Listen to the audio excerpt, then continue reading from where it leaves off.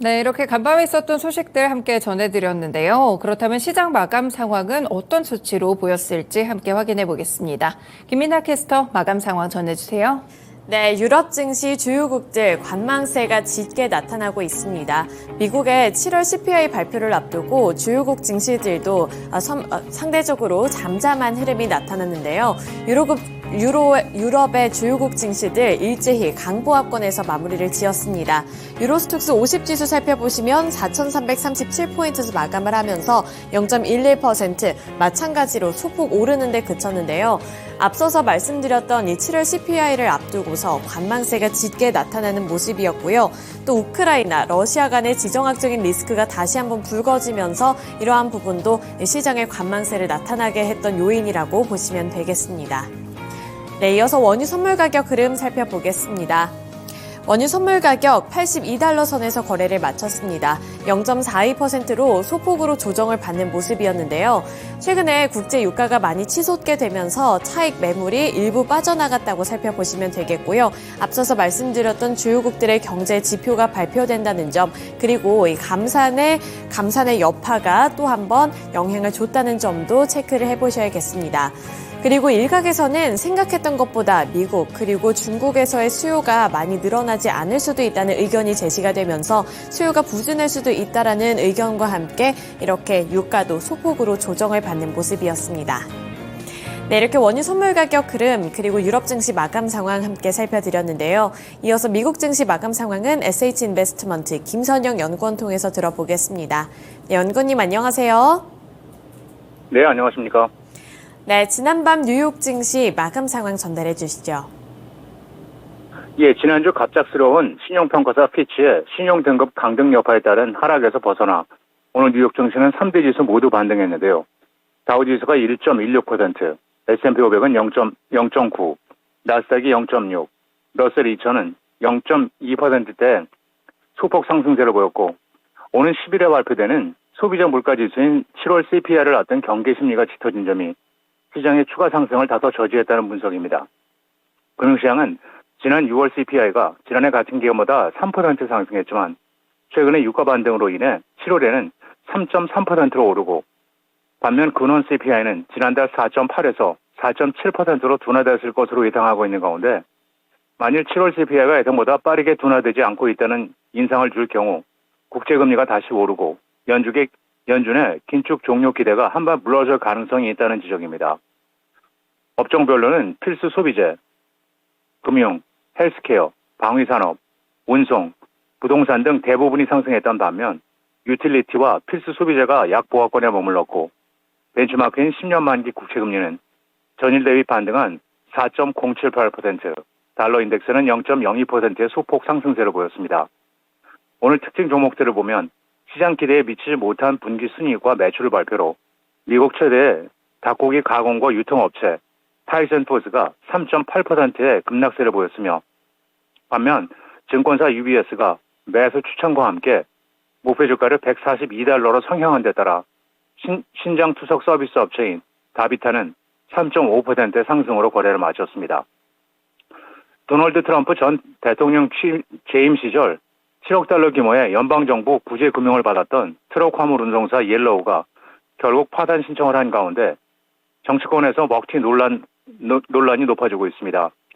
옐로우 측은 경영진과 노동조합 사이의 협상이 몇 달 만에 마지막으로 결렬된 후 회사는 지난달 말 운영을 중단했으며 회사 측은 거의 100년 만에 사업 끝에 문을 닫는다는 성명을 발표한 후 델라웨어의 연방 파산 법원에 챕터 11을 신청했는데요.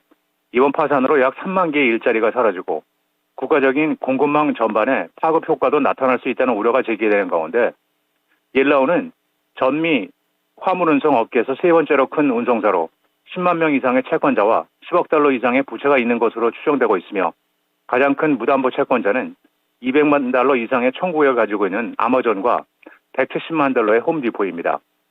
한편 정치권에서는 옐로우 파산을 두고 논쟁이 격화되고 있습니다. 트럼프 정부가 옐로우 경영진과 커넥션을 맺고 정부 돈을 타낸 후에 파산에 이르렀다는 지적이 제기되고 있고 트럼프 정부 인사들은 수천 개의 일자리와 군대 공급망 중단에 따른 손실을 막기 위한 대출은 불가피했다고 밝히고 있는 상황입니다. 증권사 JP모건이 연방준비제도의 최근 금리 인상 이후 필수 소비재 섹터가 가장 유망할 것이라면서 5개의 유럽과 미국 업체를 추천했습니다. JP모건은 연준이 잠재적으로 금리 인상 사이클의 끝에 도달했다면서 연준의 지난 금리 인상 여파에서 보면 일반적으로 필수 소비재에 대한 비중을 확대했다면서 이 섹터는 연준의 마지막 금리 인상 전후로 가장 좋은 성과를 낸 부분 중에 하나라면서 채권금리 하락과 상대적인 주당 순이익 모멘텀 개선이 추가 지지를 제공할 것이라고 말했습니다. JP모건은 프랑스의 식품회사 다농그룹, 스위스의 경쟁사인 네슬레, 영국의 최대 식품 및 잡화 판매 업체인 테스코, 네덜란드의 식료품 유통그룹인 아홀드 델레이스, 그리고 세계 최대 맥주회사 미국의 에나이저부시 인베브를 향후 6에서 12개월 동안 시장을 아웃퍼폼 할 것이라면서 특히 에나이저부시의 내년 EPS 성장률이 18%에 이를 것이라고 예측하고 있습니다. 암호화 서비스 제품군에 미국 달러로 지원되는 스테이블 코인을 출시했다는 뉴스로 핀테크 업체 페이팔 코퍼레이션의 주가가 2.6% 상승했습니다. 미국의 주요 핀테크 회사가 스테이블 코인을 출시한 것은 이번이 처음으로 회사 측은 페이팔 USD라고 하는 이 디지털 자산을 웹3 및 디지털 네이티브 환경에서 지불을 변화하기 위해 설계됐다고 밝혔는데요. 회사 측은 스테이블 코인의 기능이 가상 환경에서 지불에 대한 마찰을 줄이고 개발자들에게 직접 흐름을 허용한다고 덧붙이고 있습니다. 마지막으로 내일은 전미 자영업연맹의 7월 소기업 경기 낙관 지수가 발표되며 시장 예상은 92.1이며 이어 연방 상무부의 6월 무역 적자, 6월 미국 도매 재고가 이어지고 일라이 릴리, 제이콥스 엔지니어링, 유나이티드 파스타 서비스, 아카마이 테크놀로지, 아라마크, 범블 잉크, 한국의 쿠팡, 카프리 홀딩스, 언더아머, 트윌러, 위워크 잉크, 폭스 코퍼레이션, 조에티스 잉크, 워너 뮤직그룹, 슈퍼마이크로 컴퓨터, 리비안 오토모티브, 페리고 컴퍼니, 리프트, 그리고 뉴욕타임즈가 지난 분기 실적을 발표하게 됩니다.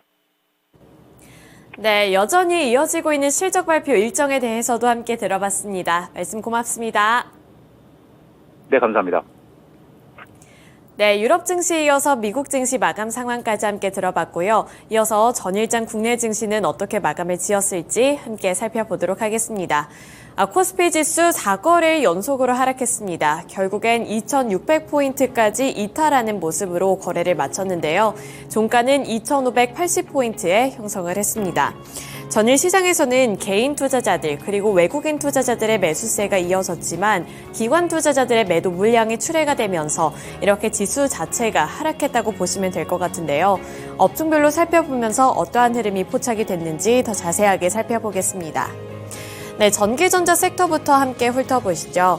삼성전자 그리고 SK하이닉스 어제 약세장 속에서도 선방하는 흐름이 나타났는데 이 투톱의 주가 흐름은 엇갈리는 모습이 포착이 됐습니다. 많이 엇갈린 것은 아니지만 SK하이닉스가 1%대 강세를 나타낸 반면에 삼성전자는 강보합권 내에 머무르는 모습이 연출이 됐는데요. 삼성전자 0.29% 올랐고요. SK하이닉스는 1.5% 오른 12만 1,900원의 종가를 기록했습니다.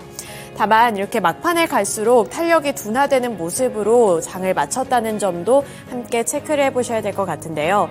삼성전자 그리고 SK하이닉스 같은 반도체 주들 쪽으로도 다시 한번 투자자들의 관심이 몰리고 있다라는 분석도 확인을 해보실 수가 있습니다. 특히 AI 시장이 확대됨에 따라서 HBM에 대한 관심도도 높아지고 있는데 여기서 삼성전자보다도 SK하이닉스가 조금 더 유리한 위치에 있다는 분석과 함께 이 주가 자체도 SK하이닉스가 조금 더 탄력적으로 움직이고 있다는 평가도 확인을 해볼 수가 있었습니다. HBM 시장에서 SK하이닉스의 시장 점유율이 50%인 반면에 삼성전자는 40% 수준이라는 점도 체크 포인트로 둬보시면 될 것 같습니다. 네, 이어서 나머지 인터넷 플랫폼주들 그리고 게임주들 살펴보도록 하겠습니다. 전일 시장에서 네이버의 주가가 강하게 움직였는데요. 5% 가까이 되는 상승률로 거래를 마쳤습니다. 네이버 4.92% 오른 23만 4,500원의 종가를 기록을 했고요. 또 카카오도 동반 상승하면서 1.74%의 상승세를 그려 나갔습니다. 또 이렇게 인터넷 플랫폼주들뿐만 아니라 게임주들 쪽으로도 매수세가 유입이 됐는데요. 크래프톤이 3.01% 올랐고요. NC소프트도 2.18%, 넷마블도 1.03% 오름세로 거래를 마쳤습니다. 최근까지는 2차 전지 쏠림 현상이 굉장히 강했었는데 요즘에는 그 수급 쏠림 현상이 완화가 되고 있습니다. 이 수급 쏠림 현상이 완화가 되면서 나머지 성장주들 쪽으로도 매수세가 유입이 되고 있다고 풀이를 해보시면 될 것 같은데요. 그 대표적인 섹터가 바로 인터넷 플랫폼주들 그리고 게임주들이 있다고 보시면 될 것 같습니다. 우선 네이버 같은 경우에는 증권가의 평가도 좋습니다. 최근에 2분기 호실적을 발표를 해서 안 그래도 투자 심리가 개선이 됐는데 증권가에서는 하이퍼클로버 X가 공개될 경우 가장 큰 모멘텀이 될 수 있다라는 긍정적인 평가도 제시를 하고 있고요.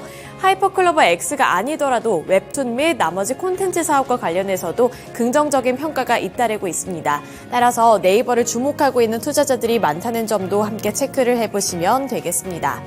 또 카카오도 챗 GPT AI와 관련해서 한 가지 모멘텀이 있죠. 코 GPT 2.0을 발표한다는 소식 계속해서 체크해 보시면 되겠습니다. 네, 이어서 초전도체 관련 종목들 살펴보겠습니다. 전일 시장의 특징 중 하나가 이 초전도체 관련 종목들이 급락을 했다가 어제 시장에서는 또 급하게 반등하는 모습이 나타났다는 점이었는데요. 전일 시장에서 이 관련 종목들의 주가 흐름 살펴보시면 모비스가 19.97%로 20% 가까이 되는 상승률을 기록을 했고요. 3,785원에 마감을 했습니다. 장중에 변동성이 강하기는 했습니다만 여전히 강한 흐름을 나타내줬다는 점도 보실 수가 있고요. 그뿐만 아니라 고려제강도 11.84% 오른 25,500원을 기록을 했습니다. 그 밖에 대창도 24.6% 올랐고요. 파워로직스도 29.92%, 서원의 경우에도 29.82% 강세로 거래를 마쳤습니다. 또 이구산업의 경우에도 11.15%로 이 구리 관련 종목들까지도 매수세가 확산이 되는 모습이 나타났는데 이 초전도체와 관련해서 논란을 일컫고 있었던 LK99의 논란이 잠재워지지 않았음에도 불구하고 다시 한번 기대감에 이렇게 급등하는 양상이 나타났던 건데요. 이 초전도체 같은 경우에는 LK99를 개발을 한 퀀텀 에너지 연구소 측에서는 한 달 정도는 기다려달라라는 의견을 내비쳤고요. 나머지 국내외 학계에서는 아직은 신중해야 한다라는 의견을 팽팽하게 맞서고 있는 상태입니다. 따라서 이러한 부분들이 여전히 아직까지는 기대감으로 남아있다는 점도 투자 포인트로 잡아보실 때 고려를 해보셔야겠습니다. 네, 이어서 화학 섹터 살펴보겠습니다. 화학 섹터 보시면 2차 전지 관련 종목들, 2차 전지 소재 종목들 일제히 하락했습니다. 코스모 신소재 5%대 약세 기록했고요. SK이노베이션도 5.22%, LG화학도 3.3%, 금양도 5.98%로 다시 한번 조정을 받았습니다. 이 화학 섹터 내에서 살아남았던 종목들 살펴보시면 우선 S오일이 3.13% 강세를 기록을 했는데요. 정유주라고 보실 수가 있죠. 최근에 국제 유가가 올라가면서 이렇게 S오일 쪽으로는 매수세가 유입이 되고 있다는 점 특징으로 잡아보시면 되겠고요. 또 화학 섹터 내에서 화장품 섹터 살펴보도록 하겠습니다. 아모레퍼시픽이 1.73% 상승률을 기록을 했고요. 12만 3,400원의 종가를 기록했습니다.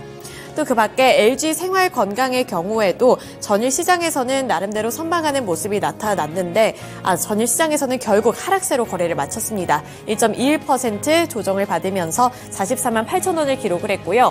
화장품 대형주에서 이렇게 엇갈린 투자 심리가 나타났다는 점도 특징으로 잡아보시면 되겠습니다. 화장품 제조기업들의 주가는 선방하는 흐름이었습니다. 코스맥스가 2.69% 올랐고요. 한국콜마도 5.83% 상승세를 연출했습니다.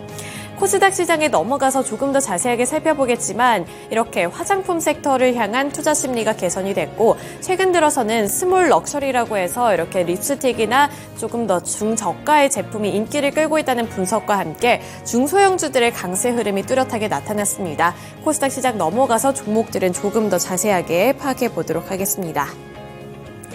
네, 이어서 코스닥 시장 넘어가 보겠습니다. 코스닥 지수 이틀 연속으로 하락을 했습니다. 전일 시장에서는 큰 폭으로 조정을 받았는데요. 2%대 약세 흐름을 나타냈습니다. 코스닥 지수도 마찬가지로 결국에는 900포인트 선을 이탈을 했고요. 898포인트의 종가를 기록했습니다. 코스닥 시장에서는 개인 투자자들만이 3천억 원 넘게 매수를 한 반면에 외국인 그리고 기관 투자자들은 동반 매도세를 기록하면서 이렇게 지수의 낙폭을 키워나갔다고 보시면 되겠는데요. 섹터별로 더 자세한 흐름 파악해 보겠습니다. 마찬가지로 대형주들 그리고 코스닥 지수를 이끌었었던 2차 전지 소재 종목들이 일제히 급락을 하면서 이렇게 지수가 많이 빠졌다고 풀이를 해보실 수가 있는데요. 에코프로 BM이 10.64% 강하게 조정을 받았고요. 에코프로도 9.2% 하락했습니다. 9.2% 하락하면서 결국에는 106만 6천 원 선까지 밀려나는 모습이었고요. 장 초반부터 마지막까지 낙폭을 계속 키워나가는 주가 흐름이 연출이 됐습니다. 그리고 LNF도 7% 넘게 하락했습니다. 7.26% 하락한 21만 7천 원을 기록하면서 마찬가지로 이렇게 장 초반부터 마감때까지 낙폭을 키워나가는 주가 흐름이 나타났다는 점 보셔야겠고요. 나머지 2차 전지 소재 종목들도 전반적으로 파란불을 켜냈다는 점도 함께 확인해 보셔야겠습니다. 네, 이어서 로봇 섹터 보겠습니다. 전일시장 레인보우 로보틱스 그리고 유진 로봇이 강세를 기록을 했는데요. 우선 유진 로봇이 29.84%로 상한가를 기록을 했습니다. 7,440원 선에서 거래를 마감 지었는데요. 유진 로봇은 협력설이 부각이 됐습니다. LG U+와 함께 협력을 한다는 소식이 투자 심리를 개선을 시켰는데요. LG U+와 함께 물류 로봇 사업에서 협력을 한다는 사실이 부각이 되면서 이렇게 주가가 급등하는 양상을 나타냈습니다. 또 레인보우 로보틱스도 5%대 강세를 기록을 했는데요. 14만 1,000원 선까지 올라서는 모습으로 정부의 국책과제에 공동연구개발기관으로 선정됐다는 소식과 함께 이렇게 급등하는 양상이 나타났고요. 최근 1년간의 흐름 보시면 수익률이 무려 387%를 넘어선다는 점도 보실 수가 있습니다. 한 달간의 흐름 그리고 한 주간의 흐름도 수익률에 머물러 있는 모습도 연출이 되고 있습니다. 네, 이어서 곡물 식량주들 살펴보겠습니다. 지정학적인 리스크가 다시 한번 부각을 받고 있죠. 러시아 그리고 우크라이나 간의 이런 전쟁이 다시 한번 치열하게 일컬어지면서 곡물주들 그리고 사료 종목들 전일 시장에서 또 한번 관심을 받아 나가는 모습이었는데요. 팜스토리가 4.55% 올랐고요. 한일사료도 11.61% 오른 가운데 미래생명자원도 6.2% 강세로 거래를 마쳤습니다. 흑해 곡물 협정이 중단됐다는 소식 그리고 러시아와 우크라이나 간의 지정학적인 리스크가 더욱더 강해지고 있다는 사실이 부각되면서 이렇게 곡물주들 그리고 사료 종목들 일제히 강한 흐름으로 거래를 마쳤습니다. 네, 그리고 마지막으로 화장품주들 살펴볼까 하는데요. 화장품주들 살펴보시면 전일 시장에서는 마녀공장이 13.35% 강세를 기록했고요. 클리오 같은 색조 화장품주들 4.62% 강세를 기록하면서 거래를 마쳤습니다. 네, 이렇게 코스피 시장 그리고 코스닥 시장에서의 특징주들 함께 알아봤고요. 지금까지 글로벌 증시 마감 상황 전달해 드렸습니다.